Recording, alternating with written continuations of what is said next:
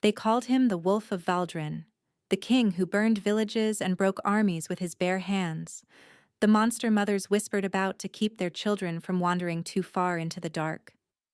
Ravel had heard the stories her whole life.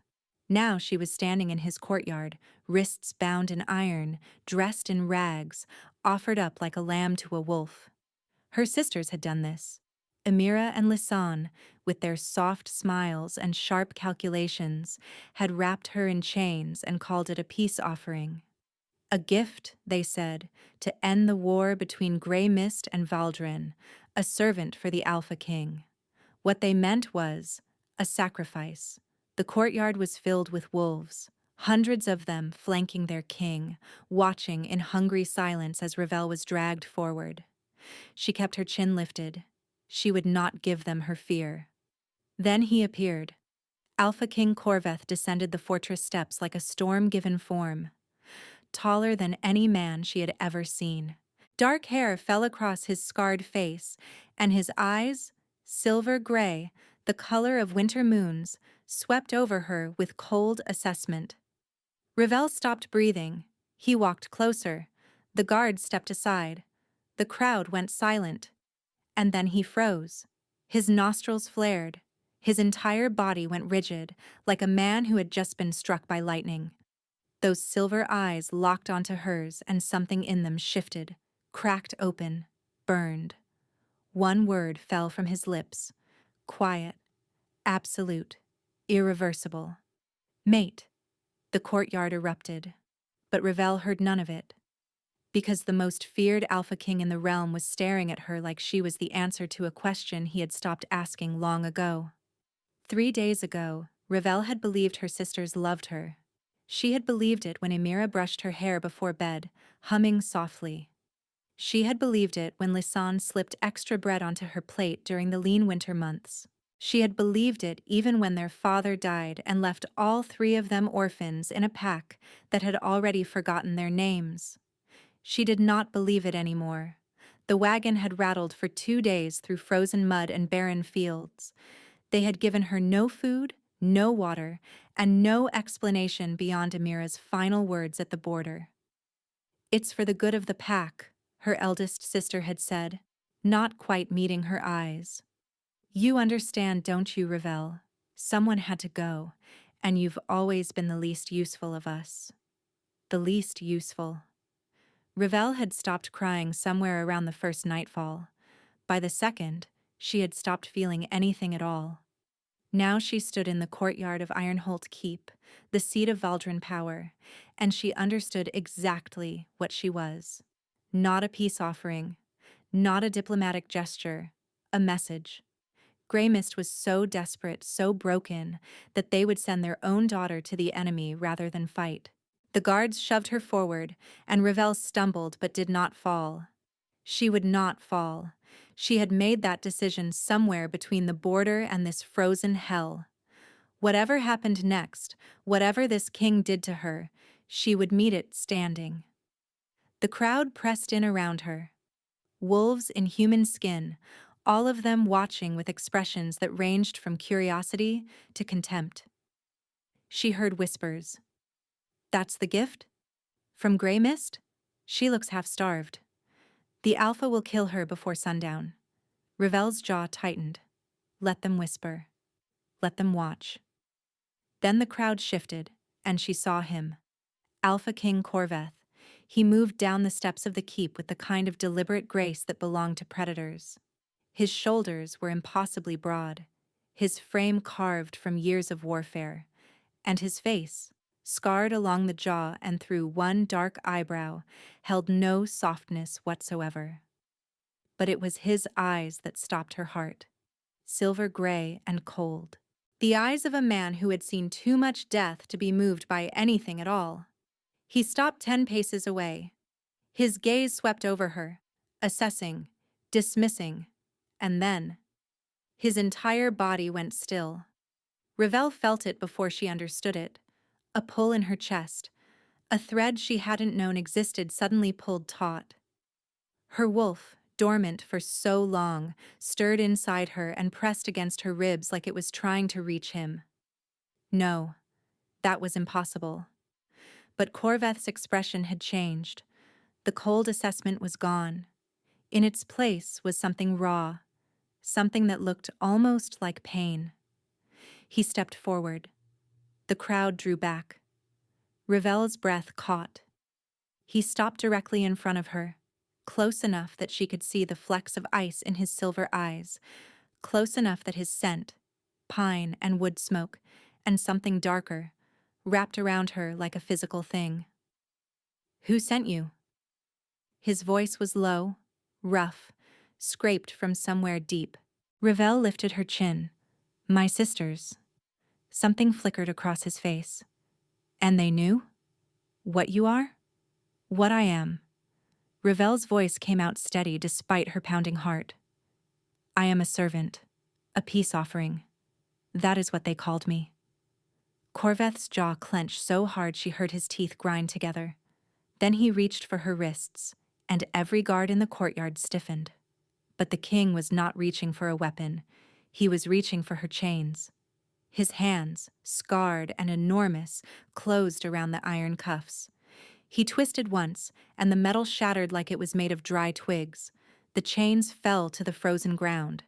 Ravel stared at her freed wrists, then up at him. "I don't understand." "No," Corvth said, his voice barely above a breath. "I don't suppose you do." He turned to the crowd, and when he spoke again, his voice carried across the courtyard like rolling thunder. "This woman is not a servant. She is not a gift. She is my fated mate, and anyone who touches her will answer to me personally." The silence that followed was absolute. Ravel's knees nearly buckled. Mate. The word echoed inside her skull. Fated mate. The bond that every wolf dreamed of and most never found. The connection that could not be faked, could not be forced, could not be broken. And she had been sold into it like cattle at market.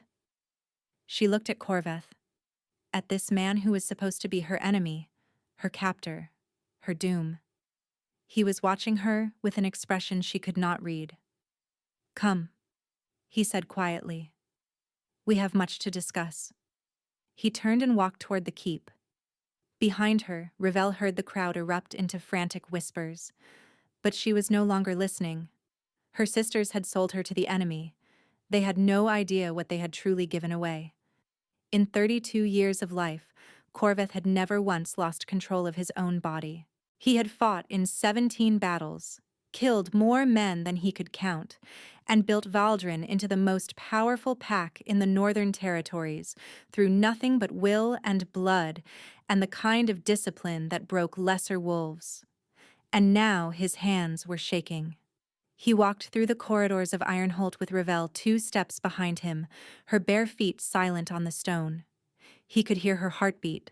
He could smell her, even beneath the dirt and exhaustion, something like rain on spring earth, something that made his wolf howl and claw at the inside of his chest. Mate, mate, mate. The word pounded through him with every step. He had stopped believing in fated mates years ago. When he was young, his mother had told him stories. "One day," she said, "you will find her. The one who was made for you. The one who will make everything make sense." But his mother had died when he was 12, and his father had been killed 2 years later, and Corvth had learned very quickly that the world did not deal in fairy tales.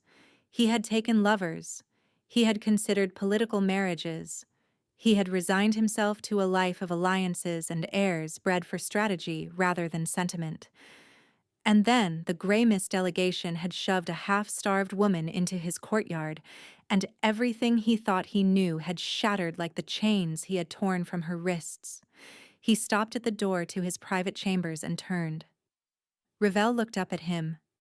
She was trying to hide her fear, he could see that. Chin lifted, shoulders back, eyes steady. But her pulse was racing, and her scent carried the sharp edge of adrenaline. She was terrified. Of him. Something in Corveth's chest twisted painfully. "You're safe here," he said, and his voice came out rougher than he intended. "No one will harm you." Her eyes narrowed slightly. With respect, Your Majesty, I've been told many things by people who claim to mean well. Their words and their actions rarely matched. She had spine. Even now, exhausted and alone in enemy territory, she was not cowering.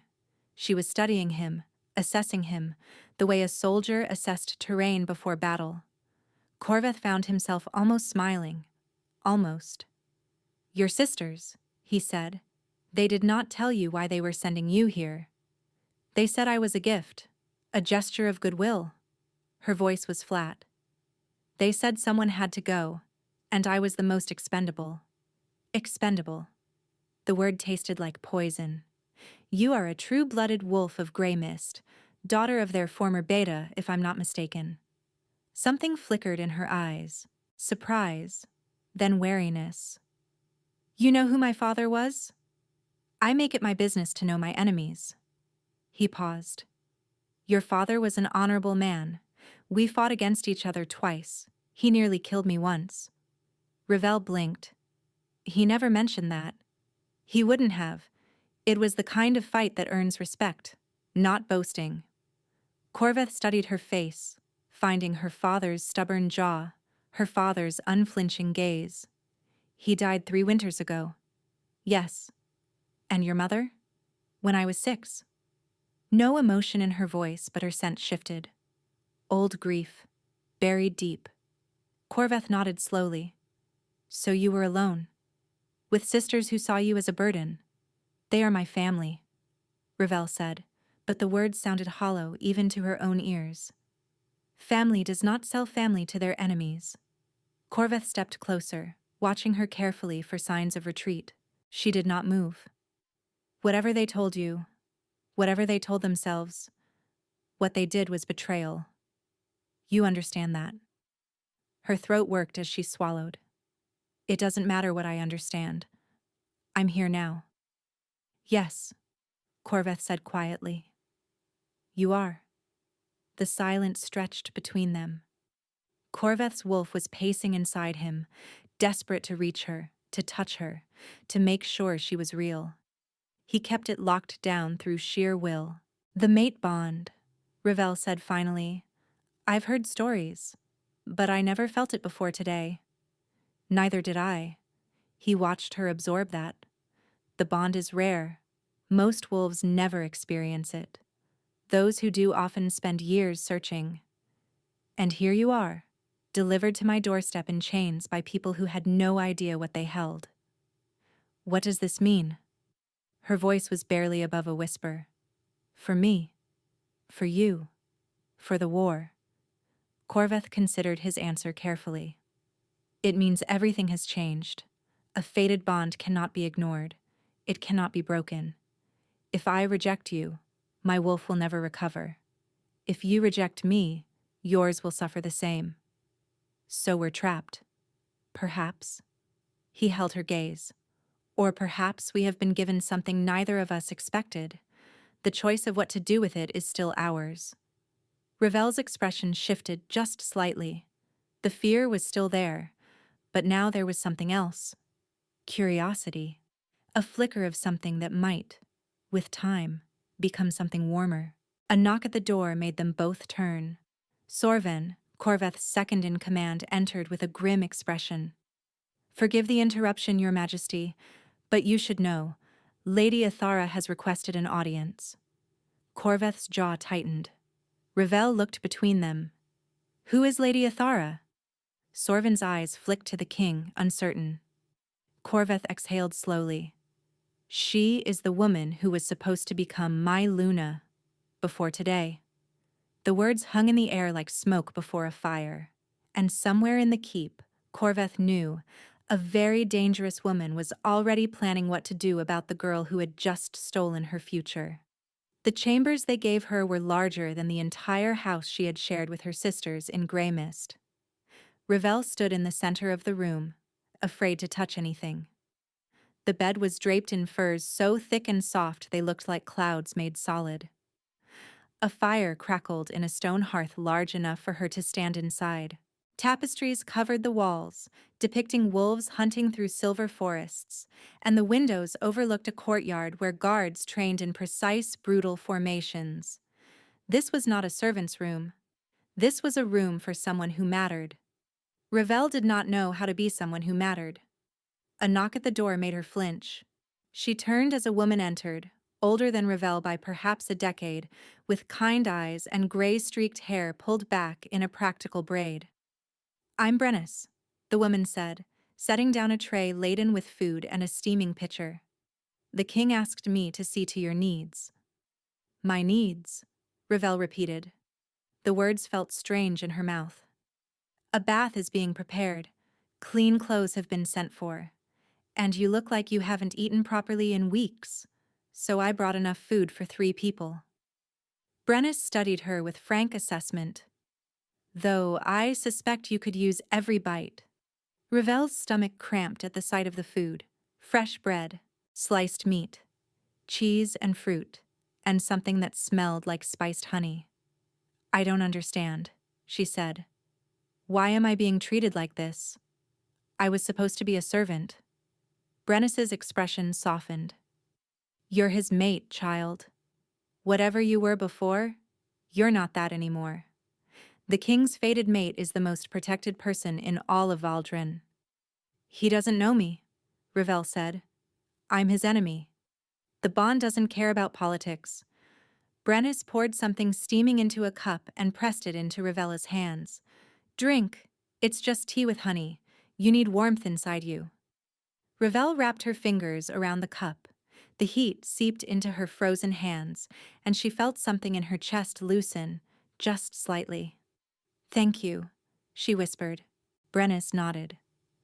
"The king is not what the stories say, child. I've served this house for 20 years. I've seen what he was before the crown and what the crown has made of him. There is more to Corvth than blood and war." "Then why does everyone fear him?" "Because fear is useful. It keeps enemies at bay. It keeps his people safe." Brenis moved toward the door, then paused. "But fear is also lonely. Remember that." She left, and Ravel stood alone with her tea and her confusion and the strange warmth blooming in her chest. She ate. She bathed. She dressed in clothes softer than anything she had ever worn, a simple gray dress that fit her perfectly, as if someone had known her measurements before she arrived. She was sitting by the fire, trying to process the impossible turn her life had taken, when the door opened without a knock. The woman who entered was beautiful in the way a blade was beautiful. Tall, raven-haired, with sharp cheekbones and eyes the color of burnt amber. She wore a gown of deep crimson that hugged her figure, and she moved with the confidence of someone who had never once been told no. Ravel stood immediately, instinct screaming at her to be ready. "So." The woman's voice was silk wrapped around steel. "You're the Grey Mist girl. I am Ravel. I know who you are." The woman circled her slowly, the way a wolf circled wounded prey. "I am Lady Athara. Until this morning, I was to be the king's Luna, his chosen queen, his political partner and the mother of his heirs." Ravel kept her voice steady. "I did not ask for this." "No, you didn't." Athara stopped in front of her, close enough that Ravel could smell her perfume, jasmine, and something sharper beneath. "You were dragged here in chains like an animal, and yet somehow, the king looks at you like you hung the moon." "The bond," Ravel said carefully, "was not my choice." "No, it wasn't." Athara smiled, and the warmth did not reach her eyes. "But choices can be made now, can't they? You could reject him. The bond would weaken. He would recover, eventually, and I would be there to help him through it. I don't want to hurt him." "How noble." Ithara's smile sharpened. "But you will hurt him, little wolf, simply by existing. You are an enemy's daughter, a political disaster, a walking reminder that the mate he found was sent to him in chains as an insult. Every day you stay here, you weaken his position." "The king didn't seem to think so." "The king is blinded by the bond. He cannot see clearly when he looks at you, but I see you perfectly." Athara leaned closer, and her voice dropped to something soft and dangerous. "I see a scared little girl who doesn't belong here, who will never belong here, and I will be watching every single thing you do." She stepped back, that sharp smile still fixed in place. "Welcome to Valdrin, Revel of Grey Mist. I do hope you survive it." She swept out of the room like a crimson storm, leaving silence in her wake. Revel stood very still, her heart pounding, her hands clenched at her sides. The fire crackled softly. Outside, the wind howled against the windows. And somewhere deep inside her chest, her wolf stirred, not with fear, but with something fiercer. Something that felt like the first spark of a fire that would not be easily extinguished. She would not let this woman break her. She had survived her sisters. She had survived the journey. She had survived the chains and the cold and the cruelty of everyone who had ever looked at her and seen nothing worth keeping. If Lady Athara wanted a war, Revel would give her one. She just had to figure out how to fight it. 1 week passed, and Revel learned that Ironholt Keep was not what she had expected. She had expected cold stone and colder hearts. She had expected cruelty disguised as indifference. She had expected to be forgotten in her chambers, ignored until the king decided what to do with his unwanted mate. Instead, she found something far more confusing. Brenis came every morning with fresh food and warmer clothes. Guards nodded to her in the hallways, not with hostility, but with something approaching respect. Servants asked if she needed anything, and when she said no, they looked genuinely disappointed that they could not help. And Corvth. Corvth was the most confusing of all. He did not summon her. He did not demand her presence. But she saw him often, in places that seemed too coincidental to be chance. In the library when she went looking for books. In the courtyard when she took her first hesitant walk outside. In the great hall during meals, where he sat at the head of the table and watched her across the crowded room with those silver eyes that made her skin feel too tight. He was giving her space. She understood that much. He was waiting for her to come to him. On the 7th day, she did. She found him in the war room, standing over a massive table covered in maps and markers. He was alone, sleeves rolled to his elbows, hair falling loose across his forehead as he frowned at the terrain before him. He looked up when she entered, and something in his expression shifted. Softened. Revel. Her name in his voice still did strange things to her chest. "You came. You've been circling me like a wolf with a trapped rabbit," she said. "I thought I'd save you the trouble." His mouth twitched, almost a smile. That obvious? To someone who grew up watching wolves. Yes. He straightened, giving her his full attention.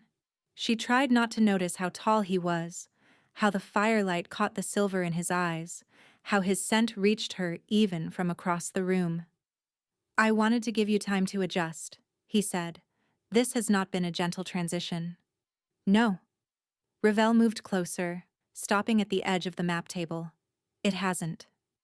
She looked down at the markers, recognizing some of the territories. Grey Mist was there, marked in gray. Valdrin covered more than half the map, marked in black. "Are you planning more conquests?" she asked. "Defense positions." Corvth traced a mountain range with one scarred finger. "Grey Mist may have sent you as a peace offering, but I am not foolish enough to believe peace is what they want. My sisters sent me to get rid of me. I don't think they were thinking about war or peace." "Your sisters," Corvth said slowly, "are not the only ones making decisions in Grey Mist." Revel looked up at him. "What do you mean?" He was quiet for a moment, choosing his words carefully. "Your pack has new leadership since your father's death, Alpha Brenik and his inner circle. They have been pushing for escalation for years. The war was meant to weaken both sides enough for Brenik to consolidate power. And sending me here? Either a calculated insult or something more." His jaw tightened. I don't yet know which. Ravel absorbed this, her mind racing. She had known her sisters were cold. She had not considered that they might be pawns in something larger. Why are you telling me this? She asked. I could be a spy.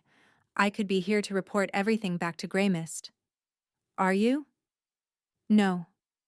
The word came out fierce and immediate. They sold me. Whatever loyalty I had died in that wagon. Corvth studied her for a long moment, and she felt the weight of his assessment. He was deciding something. She could feel the moment hanging between them like a held breath. I believe you, he said finally. Something loosened in Ravel's chest. She hadn't realized how badly she needed someone to believe her until that moment.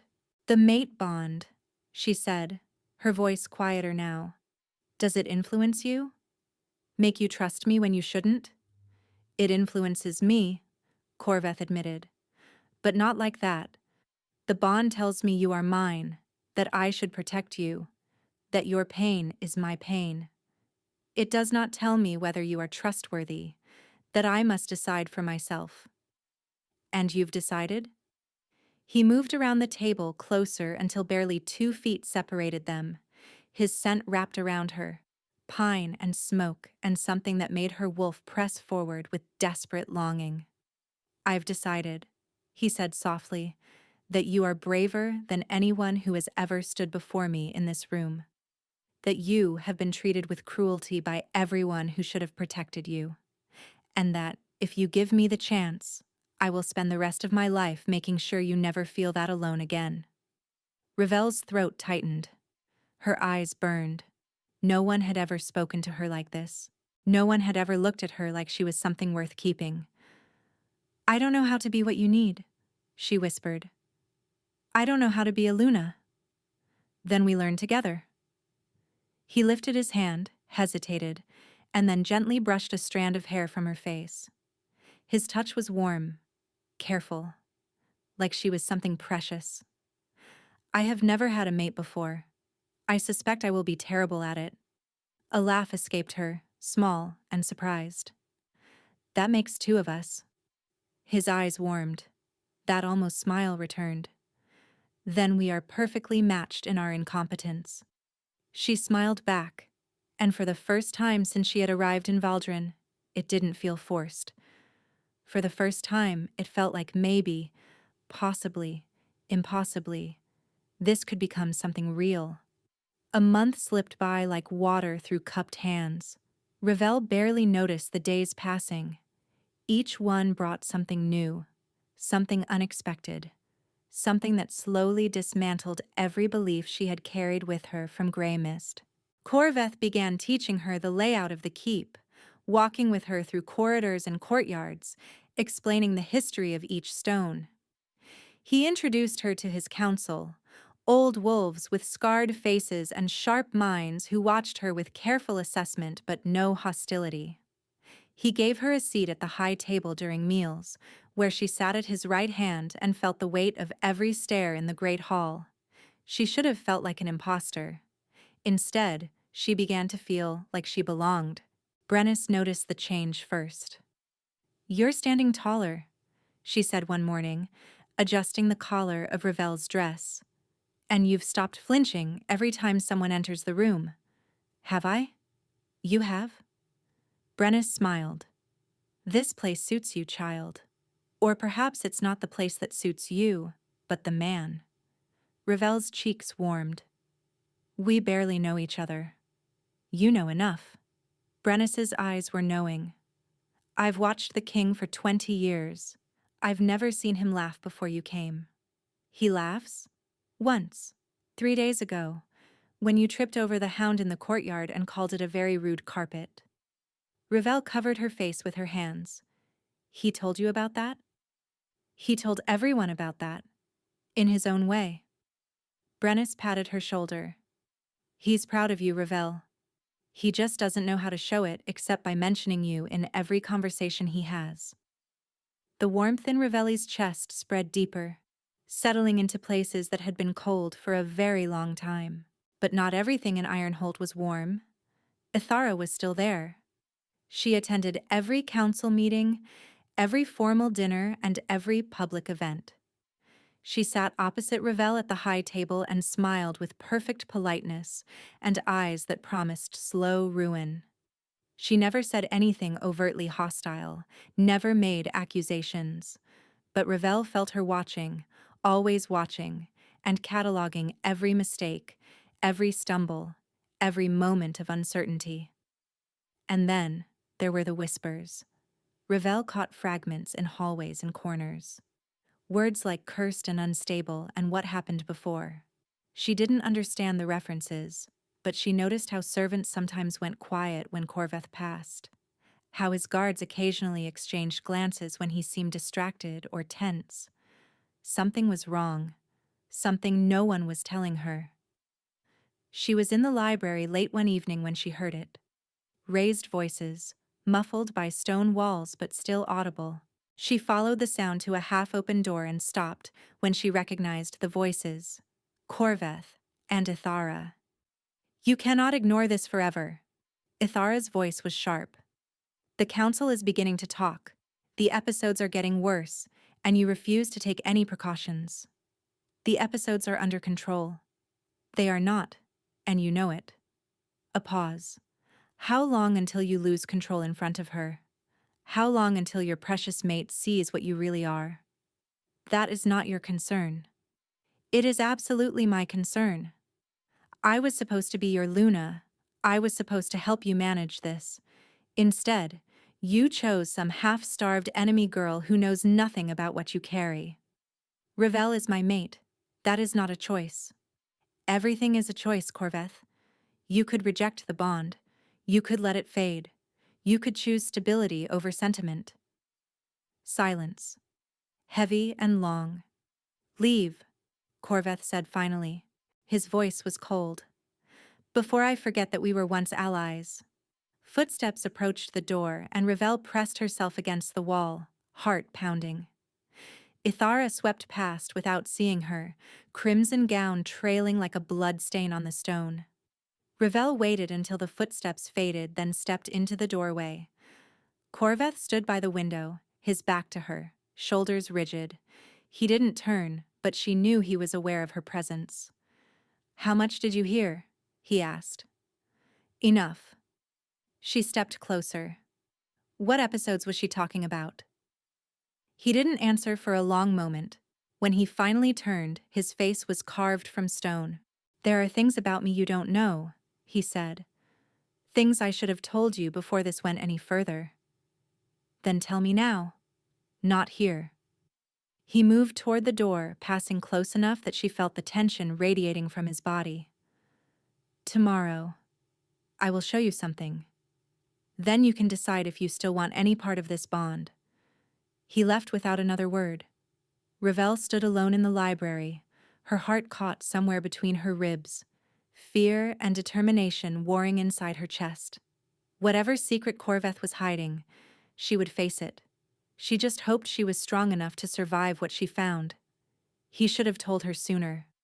Corvth stood at the entrance to the lower keep, the part of Halt that no one spoke about. The corridors here were older, darker, carved from the mountain itself. The air smelled of damp stone and something metallic. Blood. Old blood. His blood, spilled in this place more times than he could count. Ravel appeared at the top of the stairs, and he watched her descend, her face pale but determined. She had not slept well. He could see it in the shadows beneath her eyes. Neither had he. "What is this place?" she asked when she reached him. "The containment chambers." He gestured for her to follow. "Built 200 years ago for wolves who lost control of their beasts. My great-grandfather commissioned them after he killed his own brother during a blood rage." Ravel's steps slowed. Blood rage? A hereditary curse. The word tasted like ash. "It runs in my bloodline. Not every generation, but enough. The wolf becomes dominant, uncontrollable. The man disappears, and only the beast remains." He stopped at a heavy iron door, scarred with claw marks on the inside. "I have it," he said quietly. "The rage. It comes without warning. One moment I am myself, and the next I am something else entirely. Something that destroys everything it touches. Ravel stared at the door, at the marks, at the reinforced locks designed to keep a monster contained. How often? She asked. It varies. Sometimes months pass without incident, sometimes days. He forced himself to meet her eyes. It is why I have fought so many wars. The violence helps. It gives the beast somewhere to go. Without it, the episodes come faster, stronger, harder to predict. Athara said they were getting worse. She is right. The admission cost him more than he wanted to show. Since the fighting stopped, since I brought you here, the episodes have increased. The beast wants something it cannot have, and it is tearing itself apart trying to reach it. What does it want? Corvth looked at her, and the truth scraped out of him like something being dragged across broken glass. You. Ravel went very still. The mate bond, he continued, is driving it mad. The beast recognizes you. It wants to claim you, protect you, and keep you safe. But I have kept my distance, trying to give you time to choose. And the beast does not understand patience. It only understands possession. So the closer we get, the worse it becomes? No. The more I deny the bond, the worse it becomes. If I let myself fully accept it, if you accepted it, the beast would calm. The rage would ease. He paused. But I cannot ask you to bind yourself to a monster just to save me. Ravel was quiet for a long moment, her expression unreadable. Is there something else? She asked finally. Something you're still not telling me? Corvth closed his eyes. Of course she would sense it. The bond made lies almost impossible between mates. Even partial truths rang false. Your father, he said. Ravel stiffened. What about him? I told you we fought twice, that he nearly killed me once. Corvth opened his eyes and made himself face her. What I did not tell you is how he died. He died in the Battle of Ashenford, defending Greymist's southern border. He died in the Battle of Ashenford, Corvth agreed. But he was not defending Greymist. He was defending me. The color drained from Ravel's face. We had been enemies, Corvth continued, each word heavier than the last. But during our second encounter, something changed. He saw me go into a blood rage, and instead of killing me while I was vulnerable, he restrained me, talked me down. He was the first person outside my bloodline who had ever seen the beast and not run. I don't understand. We kept in contact after that. Secretly. He had discovered something. Documents that proved your pack's leadership had been manipulating both sides, prolonging the war for profit. He was going to bring the evidence to me. Corvth's voice cracked. The ambush at Ashenford was meant for me. Your father found out and rode through the night to warn me. He arrived just as the arrows fell. The memory burned behind his eyes. He threw himself in front of the volley, took 6 arrows meant for my chest. Ravel's hand flew to her mouth. Her eyes glistened. He died in my arms, Corvth said.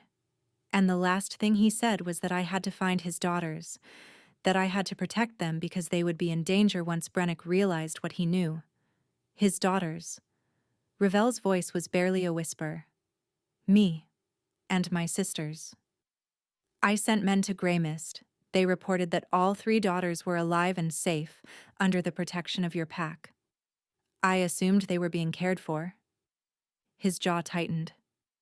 I did not know they were planning to sell you. I did not know they were working with Brenis. My sisters knew. The realization broke across her face like a wave. They knew Papa died protecting you. And they sent me here anyway. Ravel?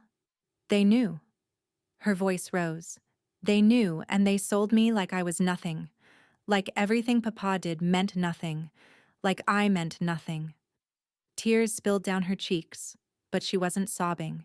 She was shaking with something fiercer than grief. I am sorry, Corvth said.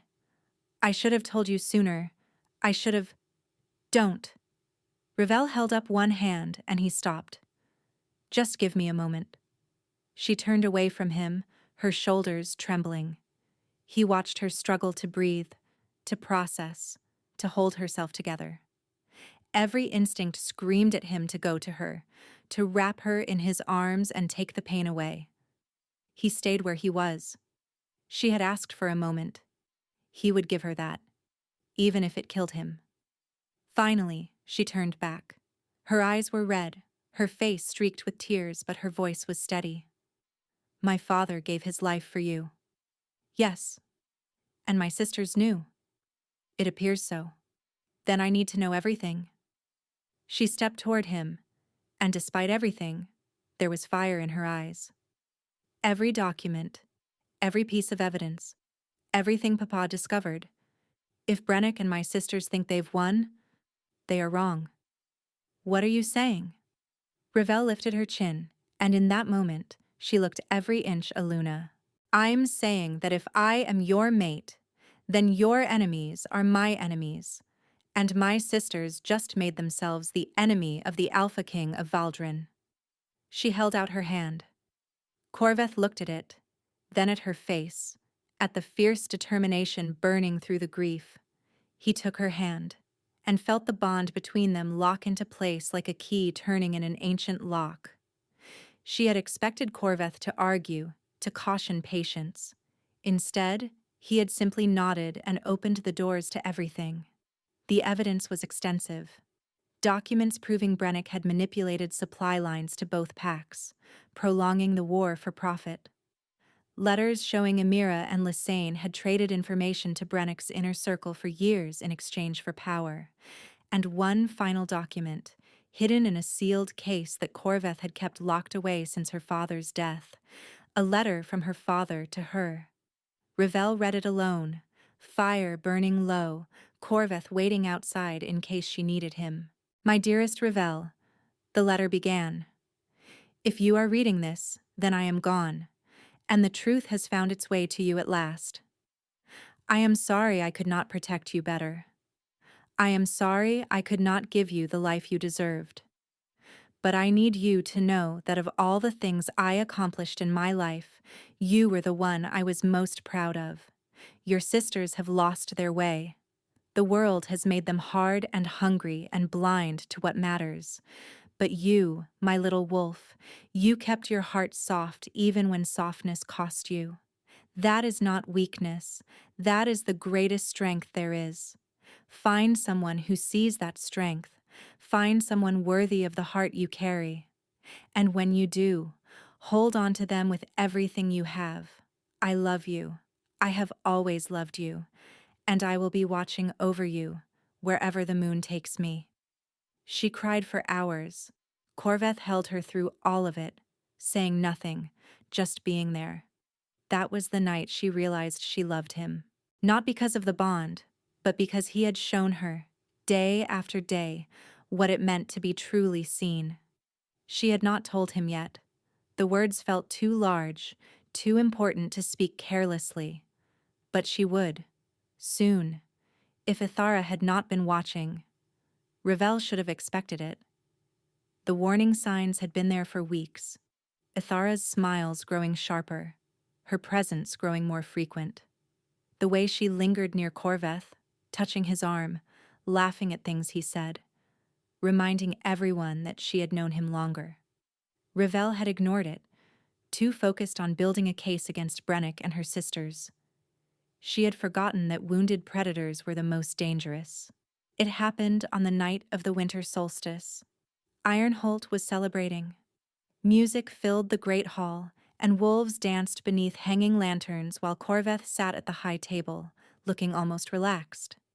Ravel stepped outside for air, overwhelmed by the noise and the crowds. She was standing on the eastern balcony, watching the moon rise, when she heard footsteps behind her. Beautiful night, Athara said. Ravel turned. The other woman stood in the doorway, dressed in silver, her dark hair loose. She looked almost friendly. That was what made Ravel's instincts scream. It is, Ravel said carefully. Of course you need a moment away. Athara moved closer. It must be overwhelming. A month ago, you were a servant in chains. Now you're supposed to be Luna. Life changes quickly. It does. Athara smiled. And it can change again, just as fast. She moved before Ravel could react. A blade appeared in Athara's hand, and she lunged with the speed of a trained killer. Ravel twisted, but not fast enough. The blade caught her arm, slicing through fabric and skin. Ravel stumbled backward, hitting the balcony railing. Below her, the mountain dropped into darkness. I gave you every chance to leave, Athara said, advancing. I told you what you were, an enemy, an outsider. You're insane. I'm practical. Athara's eyes were cold. Corvth needs a Luna who can manage his condition, not some half-feral refugee who looks at him like he's a hero. He's not broken. He is.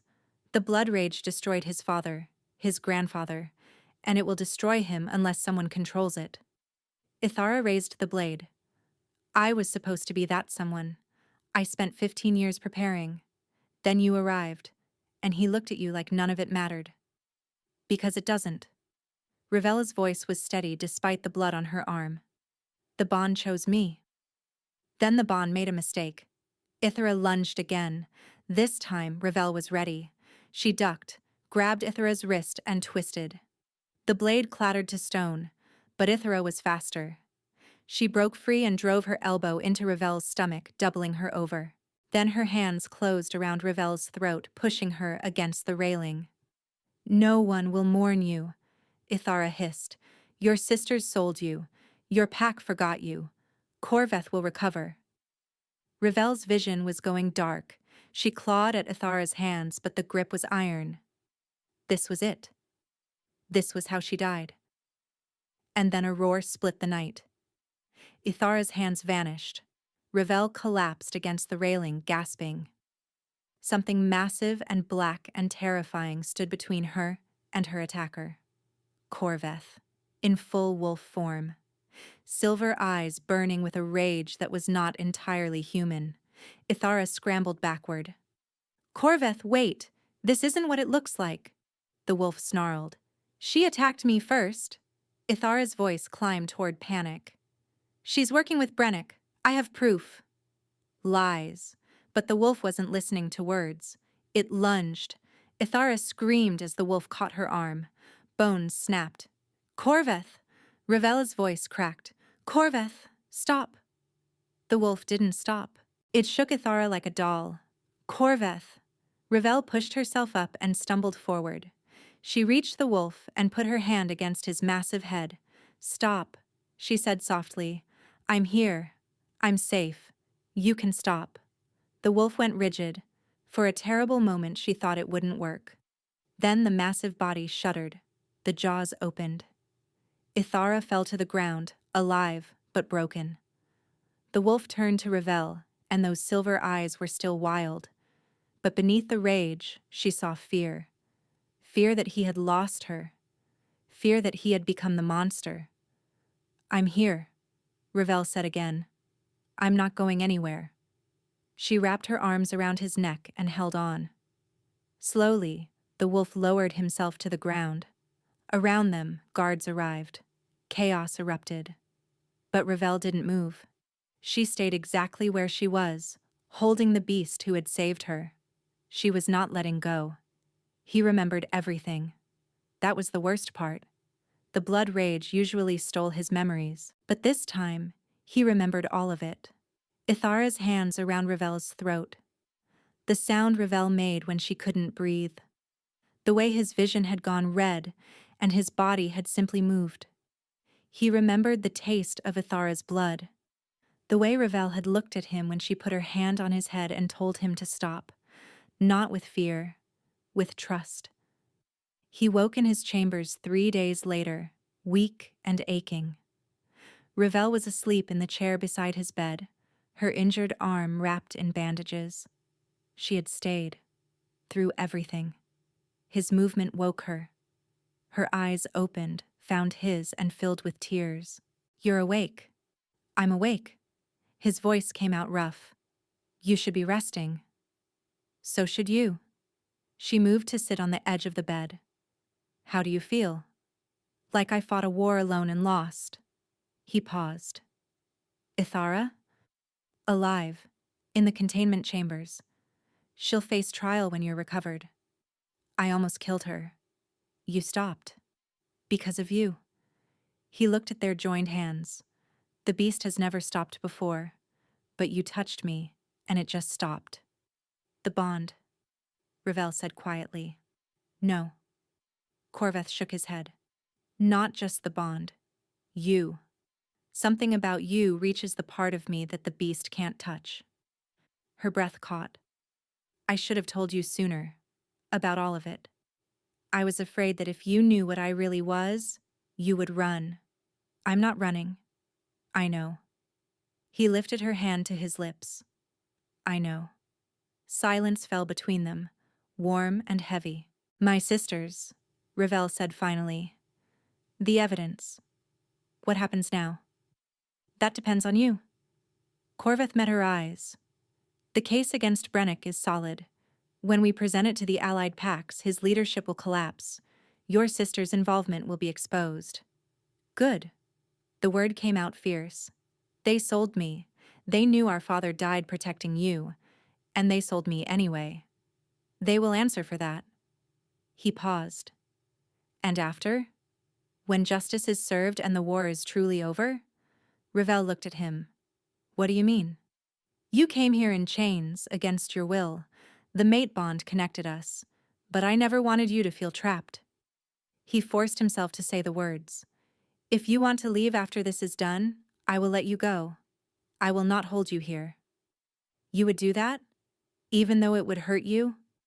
Loving someone means wanting their happiness, even if that happiness isn't with you.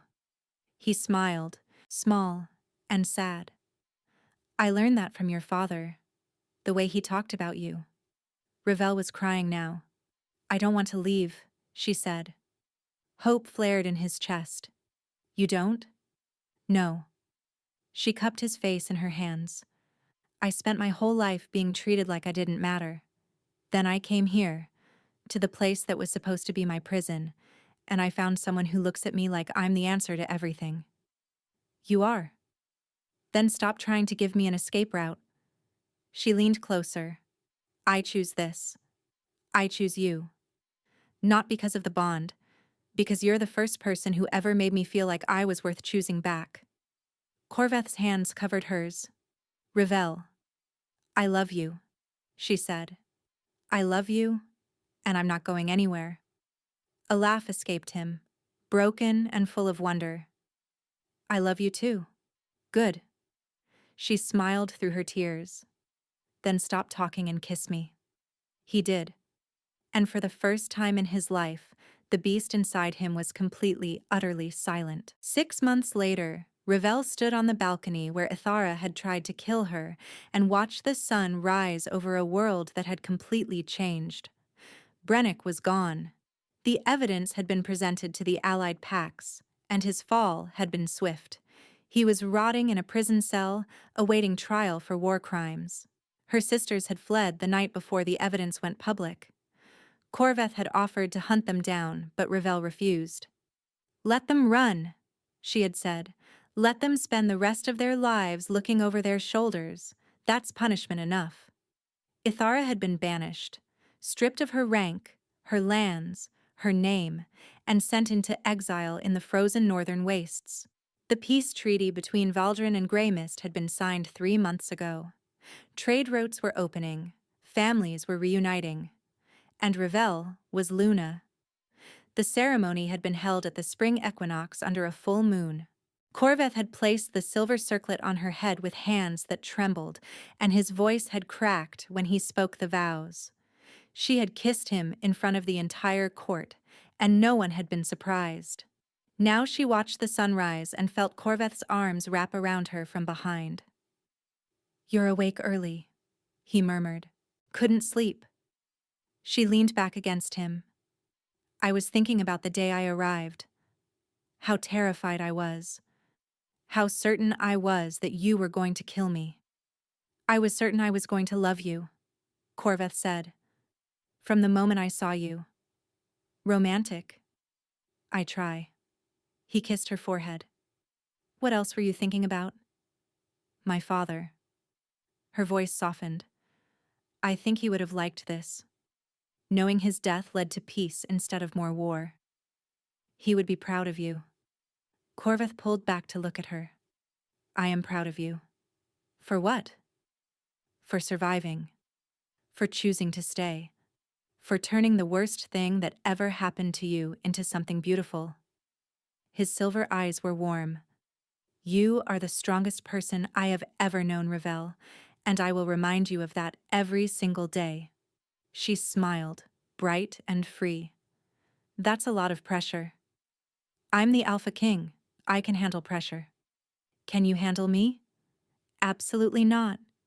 He grinned, and the expression transformed his scarred face into something young and utterly hers. But I'm looking forward to trying. She laughed and pulled him down for a kiss. Below them, the keep was waking. Voices drifted from the courtyard. This was her life now. This was her home. And as Corvth deepened the kiss, Ravel thought about her sisters, about the chains they had wrapped around her wrists. They had meant to destroy her. Instead, they had delivered her to the only place she had ever truly belonged. She smiled against Corveth's lips and decided that was the best revenge of all.